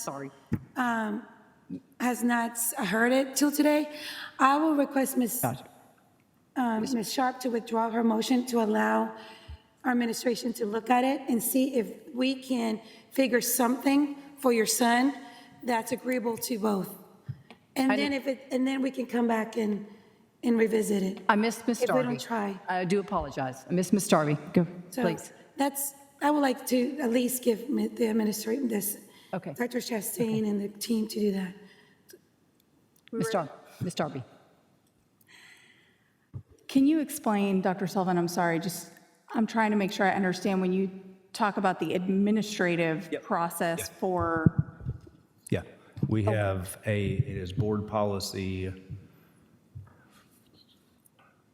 And I guess I'm trying to understand how that differs from the lottery situation, or if you're saying they're kind of one and the same. They work together. The lottery process, of course, is spelled out in state law of how many days you have to give. I may give an administrative placement usually if we have a student who doesn't need to be near another student, for example, but they are zoned for that same school. They need to be separated. There is no lottery process anyway for them to go, so I can administratively place them somewhere. Same way maybe for a situation for a discipline thing to get a student out of that environment. I say I use them together because I want to make sure I go through the whole lottery process first to give all the choice seats out before I start looking at all of those different requests that we have, because we will have hundreds of requests. We're so big, James and Dr. McCann, I don't even know how many extra. We'll have hundreds of requests, and then we will go through all of those together to see and get more information. A lot of them are medical, so we get a lot of doctor's notes, releases, those different types of things. Some are academic, like this one, and then we take each case by case so that we can see and we try to accommodate everyone that we can. But we do let the whole lottery process go.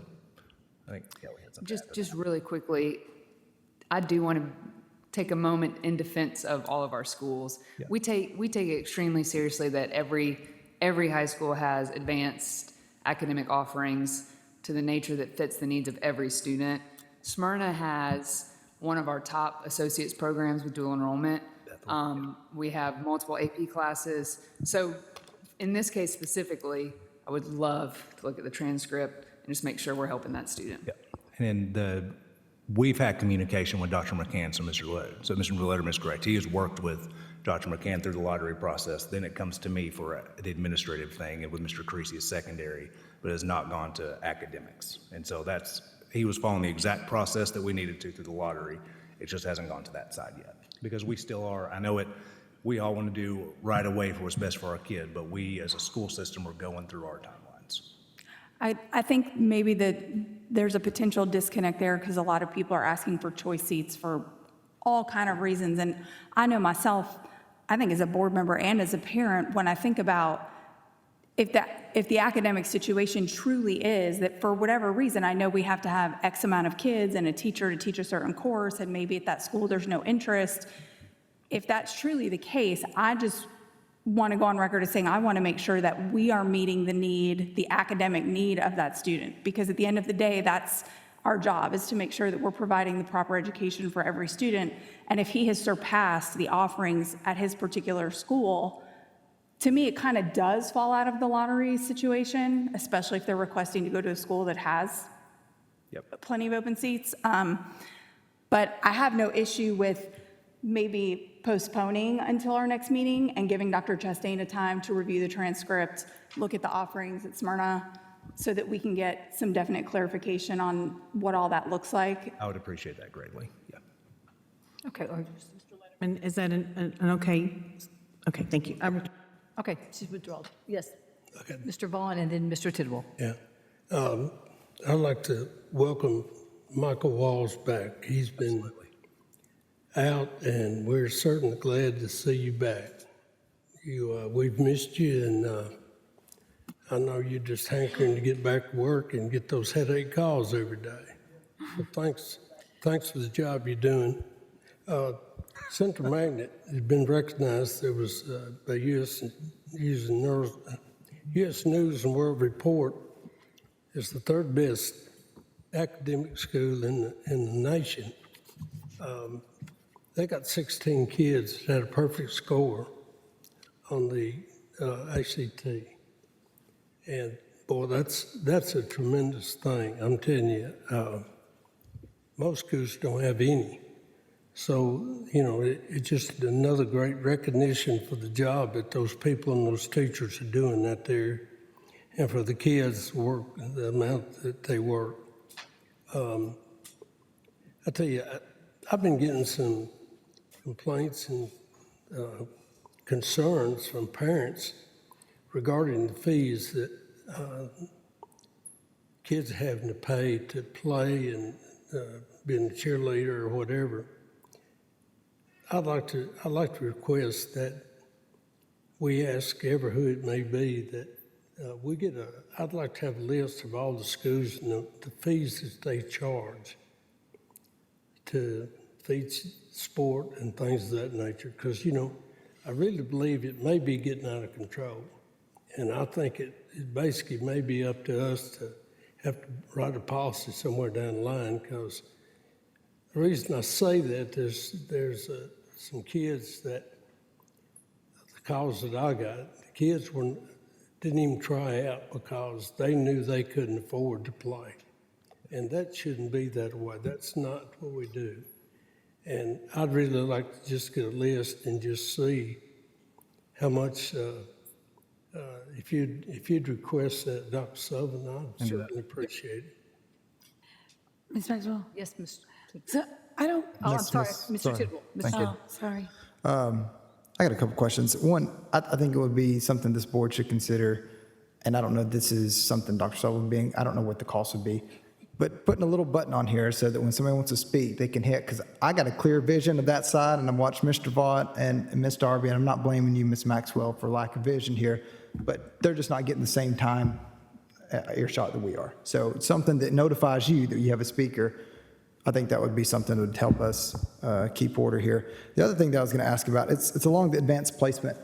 I actually had someone reach out to me about middle school and what those opportunities look like and how the opportunities are different at different middle schools. Yep. So could you touch base on a little bit? And I'm asking specifically about Whitworth, but middle school, the way they call their courses can be a little different, but just about all middle schools have the same course content. Your math's going to be a little bit different, because you could have Algebra 1 and Geometry, which we have mainly Algebra 1, a little bit of Geometry. We have strict standards of what students have to score on some placements to get there. You have a couple schools who call them honors classes for math, and we try not to hate to say track kids or put kids together in one cohort based at the middle school level. Math, when you look at research, math is the one where it works the best for an ability group of kids all at the same ability being together. We tried that at Siegel High School at the high school level. It didn't go well. So we always like to test things and see what's going to work at the middle school level, because all kids have to take the exact same courses from the state. The only thing that's different is some schools may call it honors. For math specifically, you may also we have an ELA gifted program. That's how we serve our gifted students in English language arts. So that may be what they call their English language arts programs. We've tried to move away from some of that because it truly is just mixed ability grouping at our middle school level outside of those math classes. We do ability group math because you have Algebra 1, geometry. That in and of itself, when you take students out for those courses, ability groups, some hate to say it does, but it ability groups your math courses. And is there something that Oakland Middle School is doing that's connected to the IB program? Yeah, they got rid. Yeah, go ahead. We moved away from the middle years program, I think, 2 years ago. So, and they have similar advanced courses like every other middle school. Every middle school has accelerated course options. Yep. And on those particular courses, like you said, it's more of a mixed bag than it is testing in and out of the Except math. Math truly is the one. exception. Yep. Okay. But it is pretty Standard across the district. Okay. And that's the one, just because it was my background, that I keep my hand on the most. And that is all of our middle schools, I think, at least for the last 3 years, every one of them, except for one, have been a level 5 every year. And so that's the one I kind of dictate. I hate to say that because I try not to be a micromanager, but they all have to run the same schedule except for 2. And if they're ever not successful, then they have to go to that schedule. So yes, they all should be running very similar. They may call it something different, but they're all running something similar. Yeah, just the title being a little bit different. On the high school side, as we've heard a little bit tonight, what determines the difference in the amount of advanced placement? Yeah, you want to get into that some? So there's a trade-off on these advanced academic pathways, and it does vary by school. Our kind of founding principle is to make sure that there are options that serve advanced needs at every single school. Dual enrollment has taken a major role in those offerings just because that's driven by parent choice, really. As Tennessee has a great dual enrollment grant and funding, we have great partnerships where they can get college credit. It's a little more guaranteed than passing an AP exam, which is what is required to get college credit for AP courses. That being said, we still have a fair balance at every school with whether it's AP, IB, possibly Cambridge moving into Siegel. Those serve similar needs of a test for credit situation with college level coursework, nationwide and in some cases internationally accepted.